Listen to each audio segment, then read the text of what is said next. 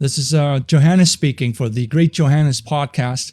You'll find me on TikTok usually at the Great JMK for as long as the account lasts, because I've had a habit of losing my accounts no matter what platform I visit.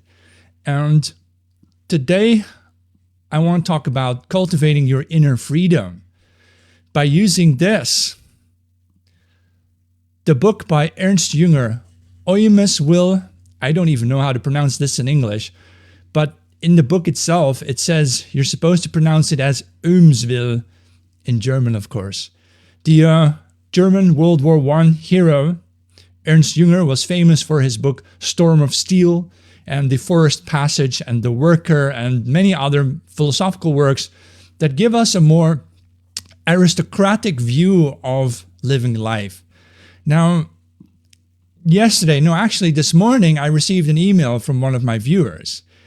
And I won't disclose any personal details, but the gist of the email I got was, can you help me find direction in my life? A 20-year-old asked me this. And then I had to think about it. Well, if you want to be in charge of your life, you have to make yourself the director of your future, the director of your direction. And that is only achieved if you have the freedom to make your own choices. And it can be now that in our, clogged up, unpleasant, regimented, machinated society, where we have so many rules and so many also unspoken rules, depressing you, I would say, repressing you, oppressing you, basically messing with you, telling you that you're no good, telling you that you can't do what you want to do. Basically, life feels incredibly stifled, right? You don't have freedom anymore, not in a totalitarian state such as we have nowadays in the West, in Europe, in Brazil, and so on. In Brazil, by the way, a professor at a university warned a man that he should not enter the female loos, toilets.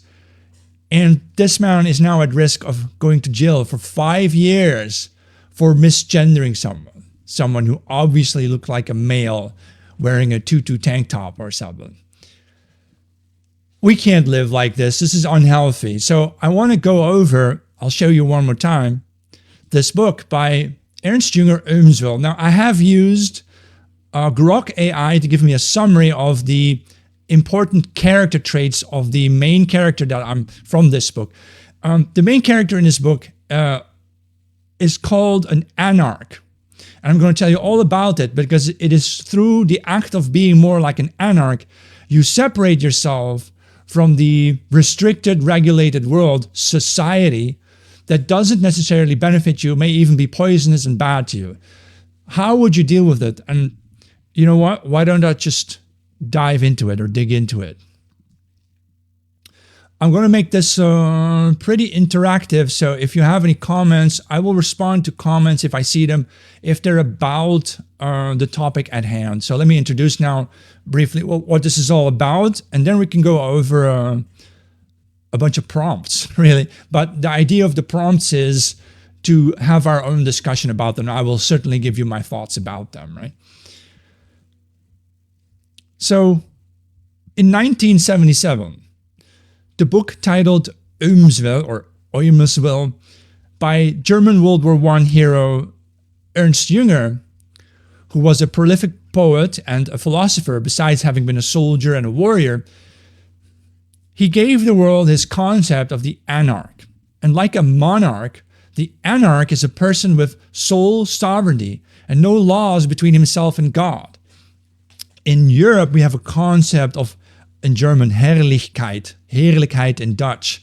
It is a condition where you are basically an aristocrat or a nobleman, and you don't have to live by anybody's laws. The laws of the state don't apply to you. Basically, you are the sole lawgiver, and there is nothing else between you and God, right? And the Anarch tries to live like that while still being embedded within regular, ordinary society.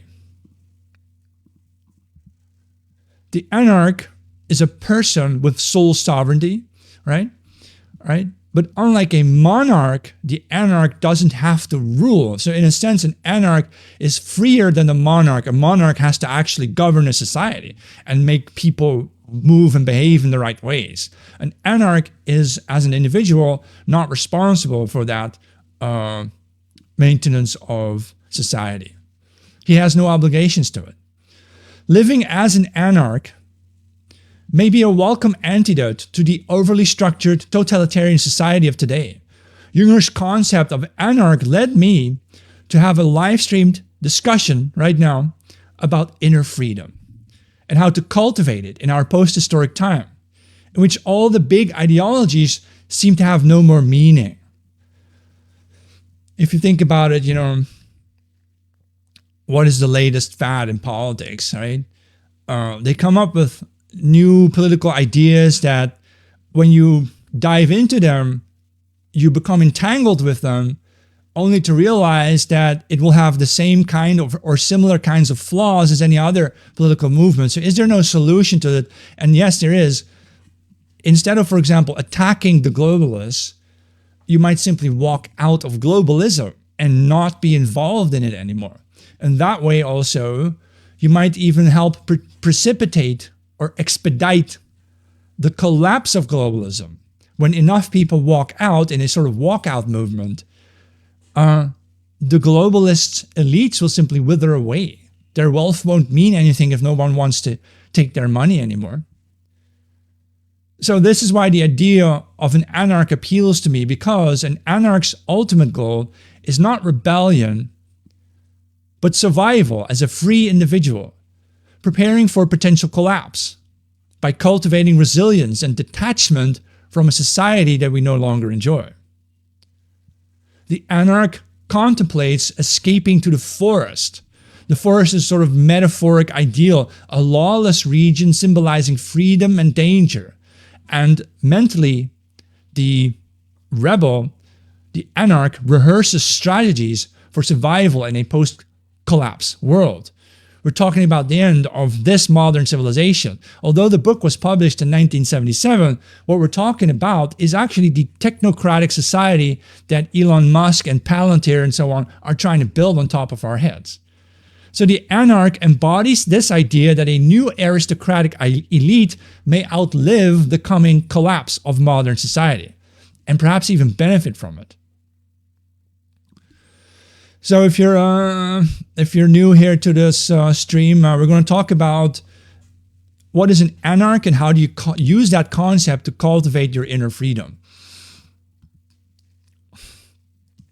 Sven asks, what would you consider to be the biggest problem politically in the West? The biggest problem is that we don't have choices, no real choice. Whether you vote left or right or conservative or liberal, you get the same sort of elites that are all of them are on the Epstein list. Someone posted this today. Hitler would have arrested everyone on the Epstein list. He would have disclosed the list, have everyone arrested, but Trump won't do it because he's on the list. So that's the difference. That's, why we need perhaps to move away from politics in general, right? Someone asks, did you see the Jubilee debate with the fascists? I thought they were innocent people. You call them fascists, right? So this guy, Pinesep, I think I'm going to mention him later on. Yeah, I heard that his personal story is that he was so addicted to porn, he wanted to get away from that and converted basically to a hard fascist Catholicism. Good for him. I don't see a problem in that. This is what we need nowadays. Just don't make such a fool of yourselves on TV. Maybe avoid those stupid debate programs anyway. They're not for you, right? You're just going to lose your job. And what I'm going to actually talk about is to prevent that. Like, you can keep a simple job in society without actually having to care so much about society as well, right? Good evening. Hold on. Right, during the Cold War, insults in politics was a communist, and now it's a fascist. Exactly. Right. The Jubilee thing was with the intention to harm people on the show. Yeah, I agree. Those things are usually setups to make that brown guy look better or something, right? He's the kind, liberal, social, friendly type who just wants to take all your wealth and burn down your country, right? So we're talking about this book for those of you just tuning in. Ernst Jünger's book, Eumeswil. It wasn't even a great book or anything. He had written much better books like The Forest Passage or The Worker. But in this book, he particularly expresses a concept called the Anarch, which is different from an anarchist. All right, and I'll talk to you about the differences. It is about a man who is able to develop an intense, strong sense of freedom, inner freedom that you develop inside your head, which then helps you resist or even escape from the repressive regimes all around you, whether they are totalitarian left or something else. So an anarch, in this sense, as I mentioned already, is freer than a monarch. The anarch is likened to a monarch in his sovereignty. The anarch, as I have expounded elsewhere, and this is a quote from the book, is dependent to the monarch. He is as sovereign as the monarch and also freer since he does not have to rule.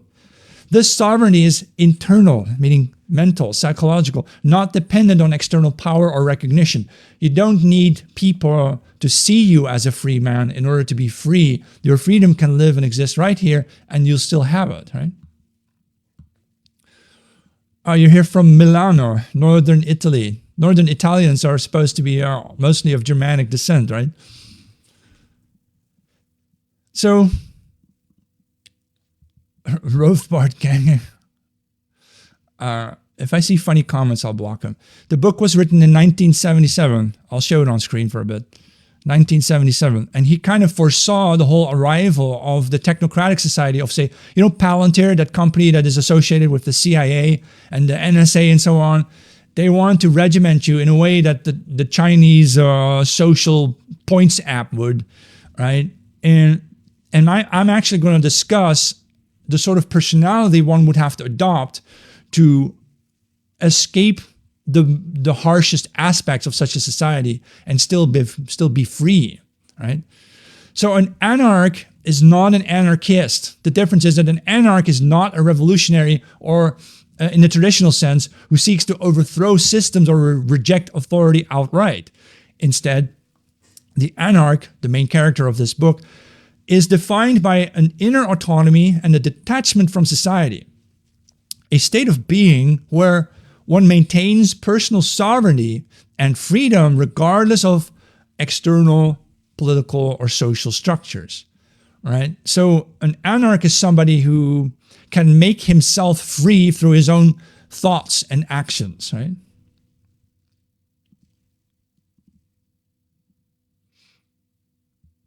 During COVID, here it was, yeah.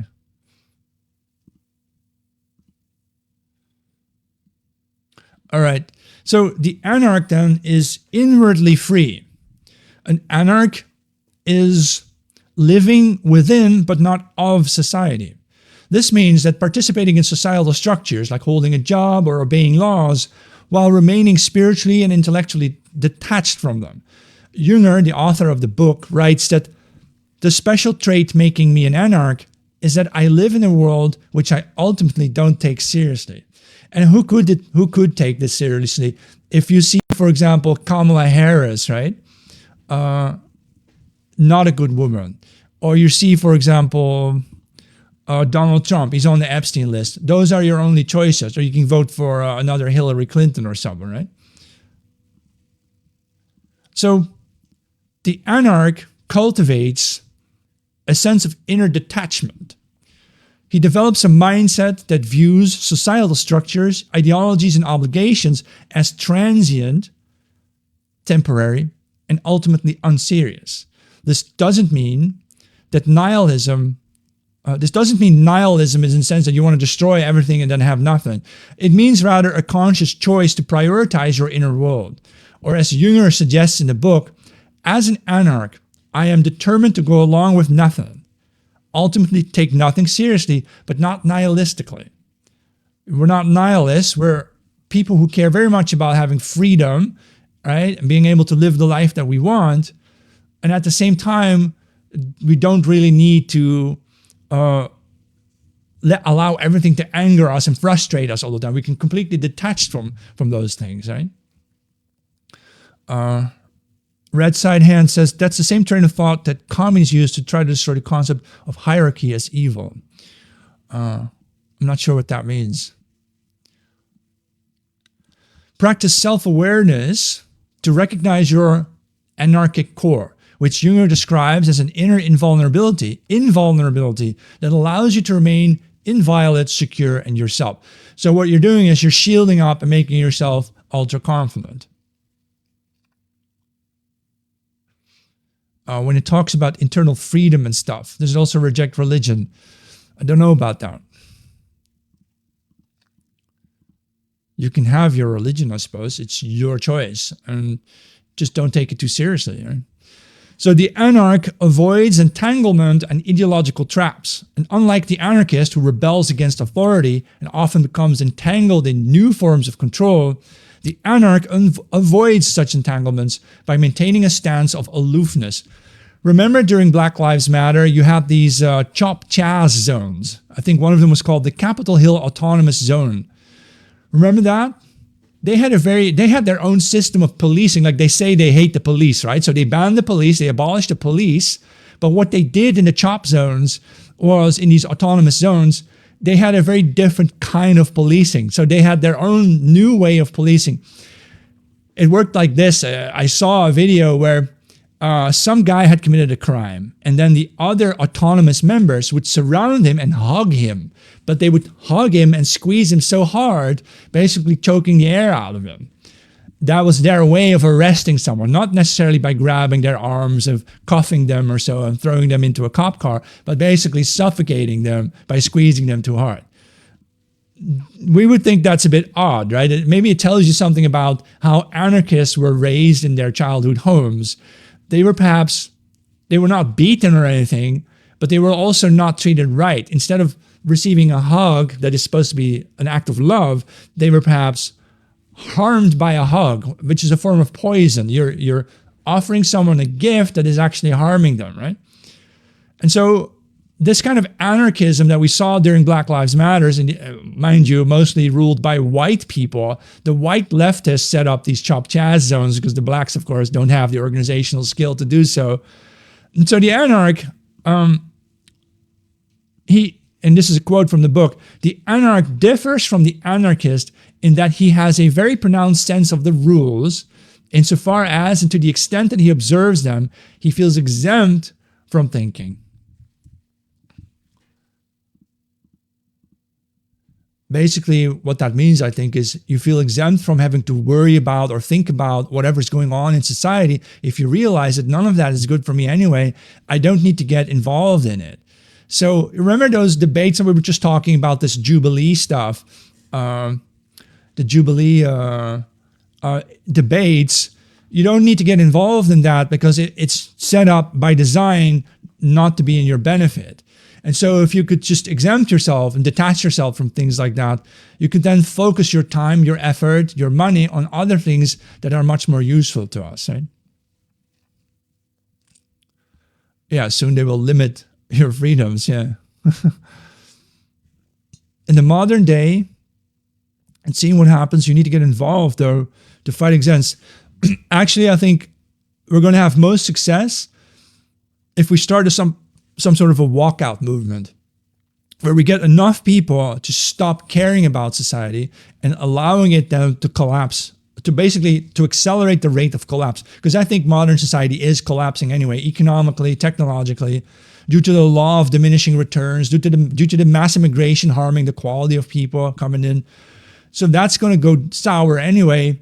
Why would we now want to fight to make the collapse last a bit longer or something, or to win back the big cities? Like, would you really want to march on to New York City and take back New York from the blacks and the Asians or something?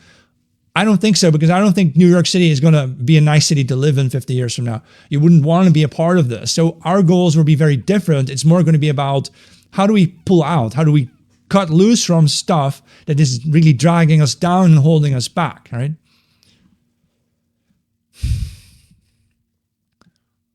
All right, civil unrest is inevitable. Yes, but we can manage this perhaps. You can imagine that without white people, you think the others are just somehow going to live in utopian paradise? No, they're going to be at constant war with each other because it was actually the white men keeping the peace in their societies, right? Without us, if we quit, you're going to have what? Black cops policing Indians and Asians? There's going to be block war and race war wherever you go. This isn't going to work out for them, is it? No. I mean, the idea that only white people bad, everybody else holy, saint, and good is ridiculous, of course. And it's far more obvious then that if the white people would pull out, those left behind, they're going to have tribal warfare constantly until they're all basically dead or until one dominant group emerges. But that one dominant group will be stuck living in the big cities that white people aren't going to help improve anymore. Right?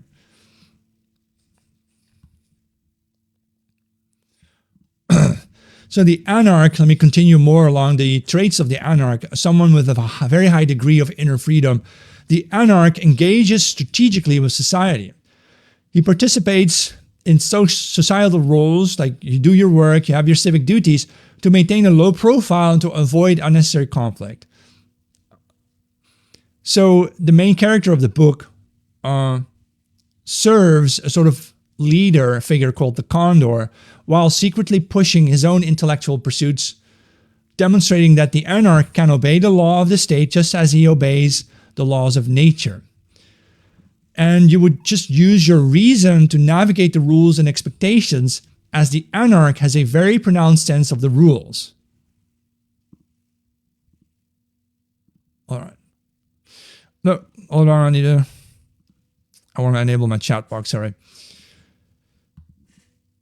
And he uses his knowledge of the rules to his own advantage without being defined by them. So you're basically, imagine if you were a prisoner in a prison system, you'll be living among very rigid rules, but you could use your knowledge of the rules to maximize your existence within it. And then mentally, you wouldn't even be a part of that prison. Mentally, you would be free, right?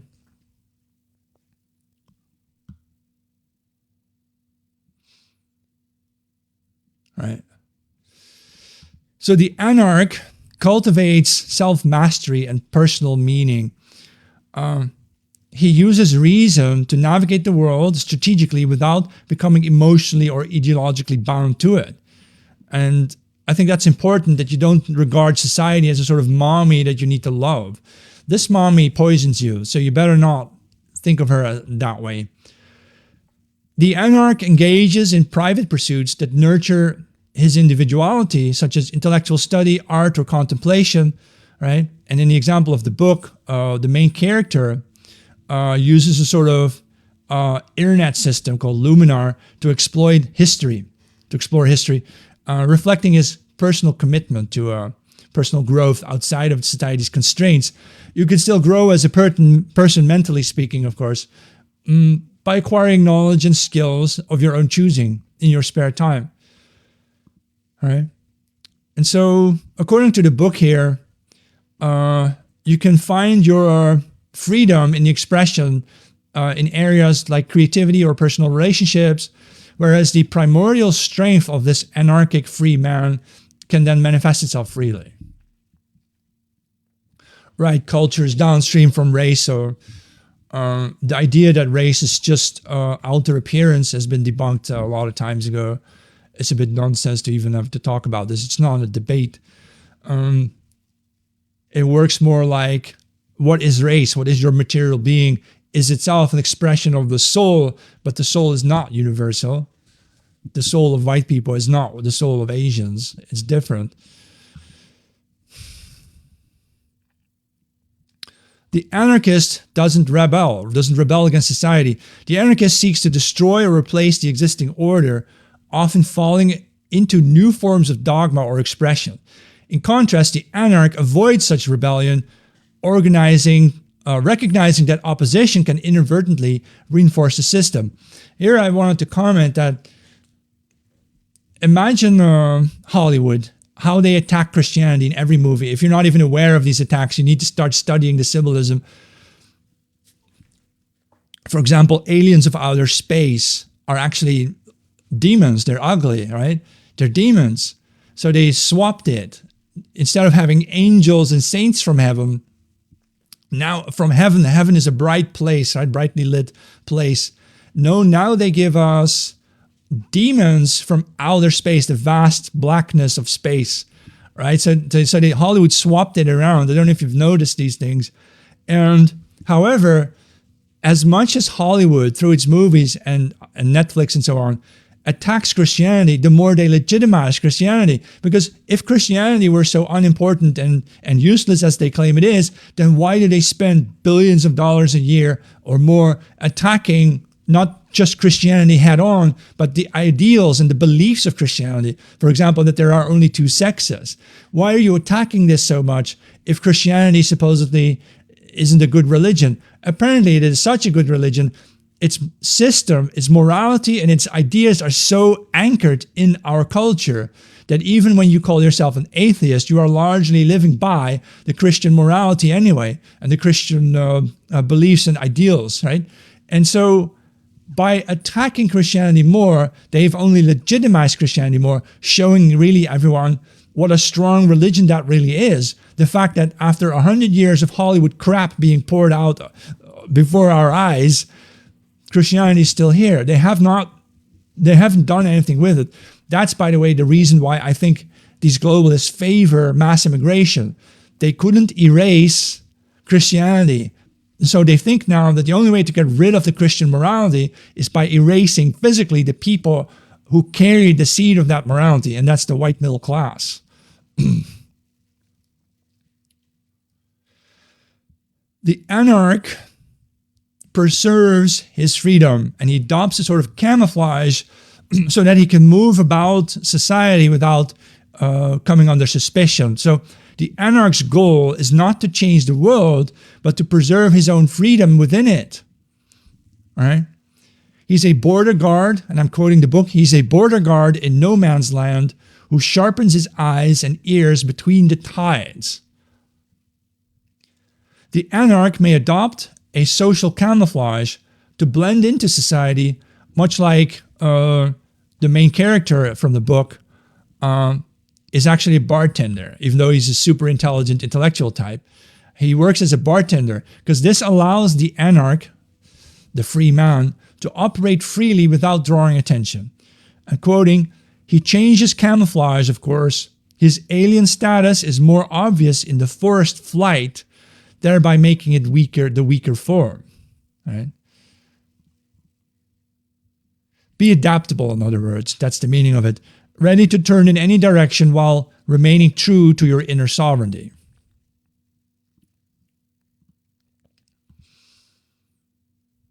Yeah.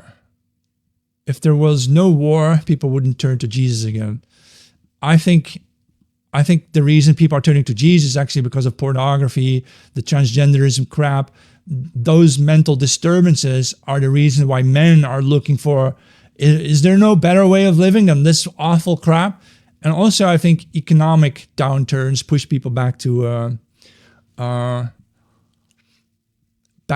religiousness, especially if you feel that you can't make enough money to feed yourself and death arrives at your doorstep, so to speak, right? Or the risk of starvation. When people think of death more often, they actually become more religious. So I think that's the mechanism here, right?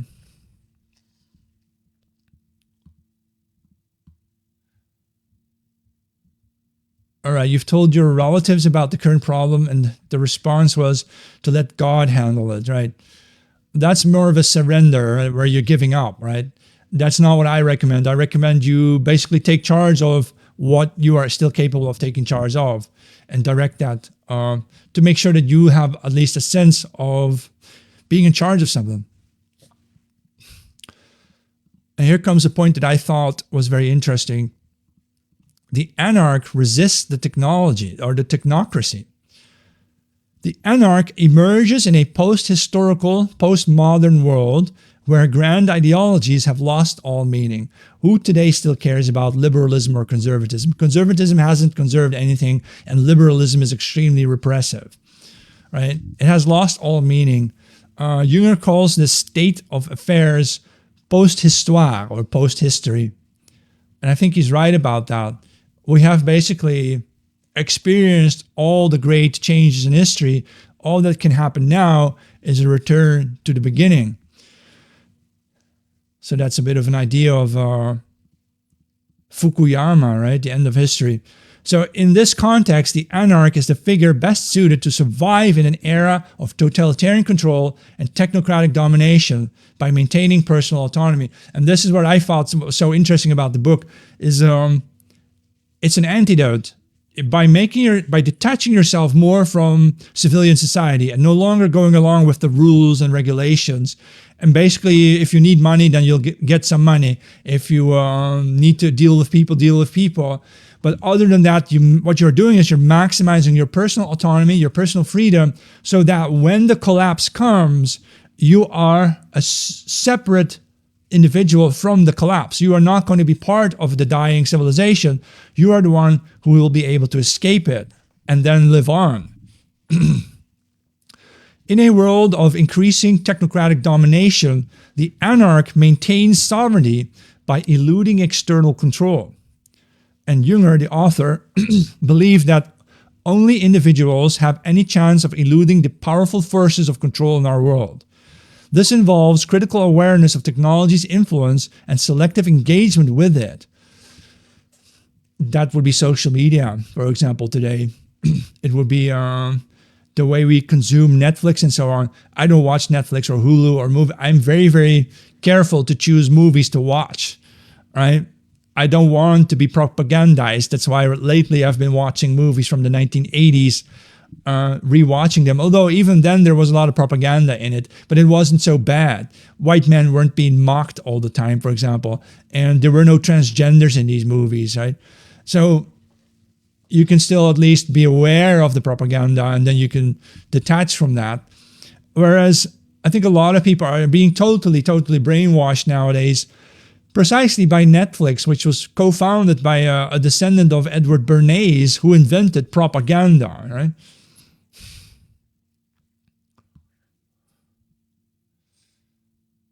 Mad Max world isn't for everyone. I doubt it's going to be like that because Mad Max still relies on a lot of technology, and it's going to be more like learning to fish again, I think. Being an anarch is a normal state of being. According to Jünger, he asserts that the anarchic, the free man, or the freedom-loving man, is normal and universal, a primordial strength latent in all individuals. He writes, the anarchic remains at the very bottom as a mystery, usually unknown even to its bearer. It can erupt from him as lava and can destroy him or liberate him. This essence manifests in moments of authentic individuality, such as love or the warrior spirit. The warrior who runs to the forefront of a battle, for example. In that moment, you experience ultimate freedom and individuality. But this nature, this spirit, according to the author, is suppressed by structured roles like marriage or being a soldier, where all of a sudden your life is your barracks life is extremely regimented, right? And in marriage, of course, things can be restricted. Yeah. So I see that Ernst Jünger, the book author of Eumeswil, he's trying to give you a solution for how to deal with an extremely regimented society that may actually be on the way out, is about to collapse. What on earth can you do now? And his solution is to be a radical individual. He claims that is similar to being an aristocrat, and basically being able to rely on yourself and your own sense of freedom that you also develop for yourself. And I think that's pretty all right. So,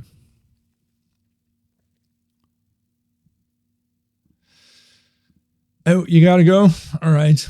See ya.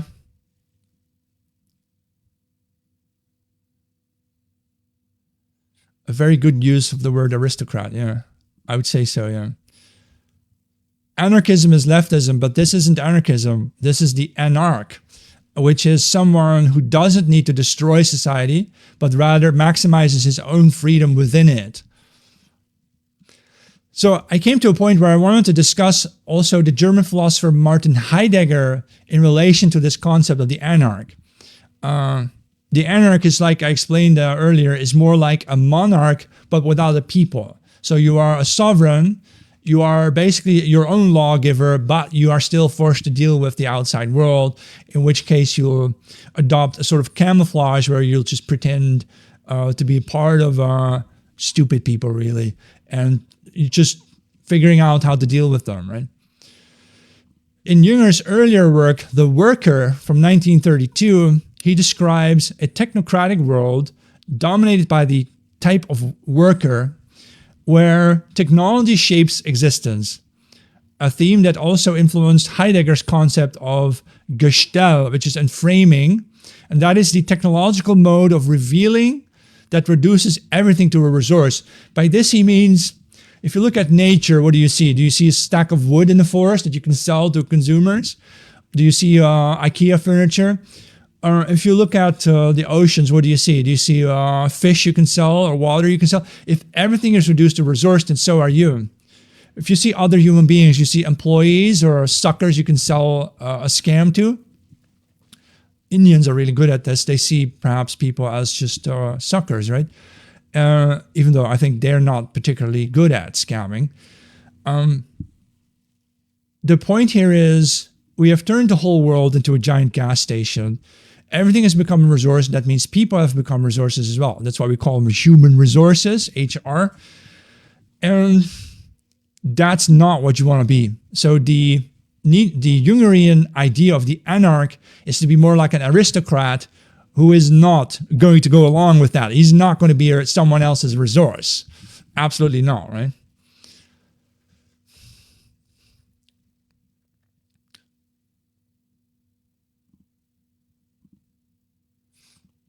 So in Eumeswil, the book we're talking about, Jünger's Anarch responds to this technocratic world by withdrawing into inner freedom, right? A stance that resonates with Heidegger's post-World War II shift toward a more contemplative resistance to modernity's nihilism. So it is noted that Heidegger adopted a sort of passive resistance, a sort of patience in response to what he called the consummation of a metaphysics of nihilism. So Jünger and Heidegger would agree that the modern world is nihilistic and basically meaningless, technological, technocratic, regimented, as I would say, machinated, machine-like. It's a machine world where you could either choose to be a gear or you can choose to remain human. And this is, of course, achieved by not being too much part of the technological world. And you don't need to be. You can have your own intellectual pursuits within such a world that allow you to expand your sense of inner freedom. It starts in here, psychologically, mentally. You can do physical sports. You can learn to use a new instrument, develop also all sorts of competencies and skills, such as survival skills, right? I need a little sip.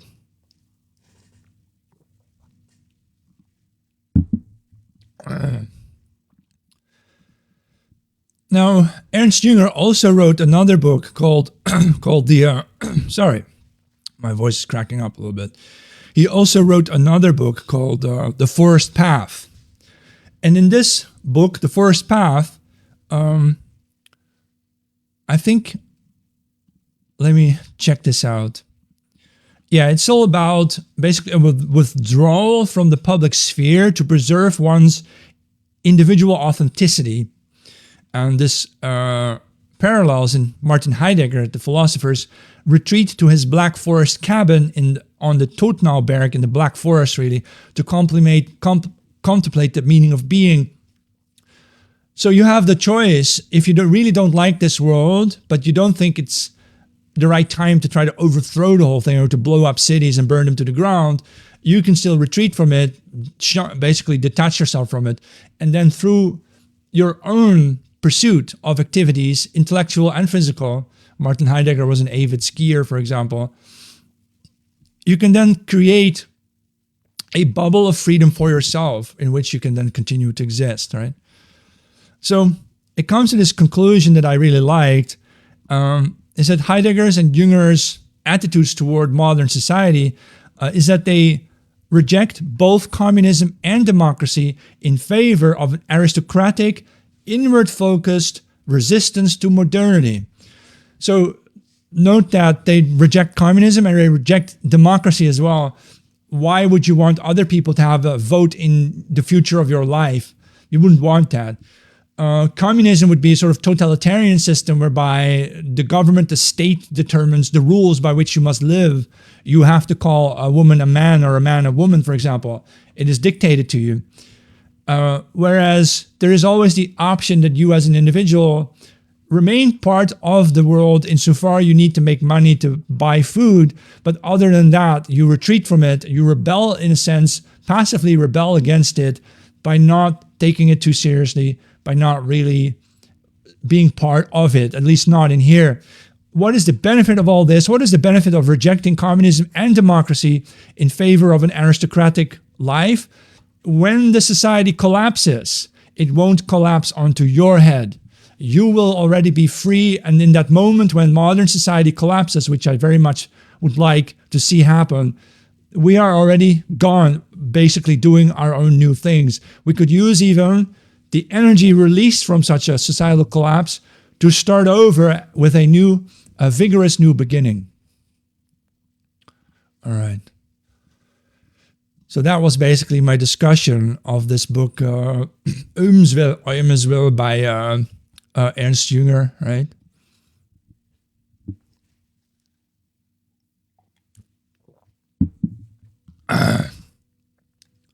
Yeah, so many people are so focused on their careers that they forgot to focus on themselves first. Yeah, absolutely.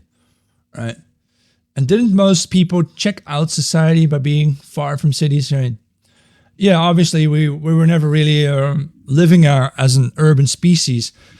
But through the act of becoming more of an urban species, I believe we have become human resources. The HR department determines our value, and I think that's a bit of a problem, right? I need to stop the show because I don't know, I've been speaking too loudly or something. I have a bit of a coarse voice. I'll be back on Monday. I'll learn to speak with less volume, I suppose. Next week, I have already thought of several talks that I want to do. I want to talk about, how the way Hollywood is messing with us and so on, and inverting our culture, basically. I'm going to keep doing this Monday through Thursday, 4 nights a week, 9 p.m. Amsterdam time or Paris time, basically. And I think I'm going to try to keep it up because I want to. So this was basically a discussion of a book, and I noticed that I actually prefer writing my own speeches. So that's what I'm going to keep focusing on, to do my own speeches. Then I'm more engaging that way. Then I can feel the emotion really, rather than I'm stumbling to read other people's quotes and passages as I did here. Although I thought it was useful to discuss the concept of the Anarch from this book by Ernst Jünger, Eumeswil. Ultimately, of course, you can go to my Substack. Basically, my Substack is the most important website, jmk.info. You can find all my videos there. And please take a subscription if you can. And here you see my other links. I will also post this video onto @thegreatjohannes, right?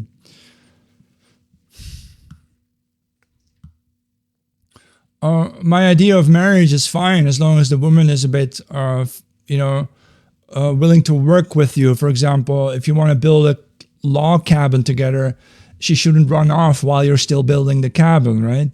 So that's more an issue of loyalty. Does she understand what the plan is, and will she cooperate?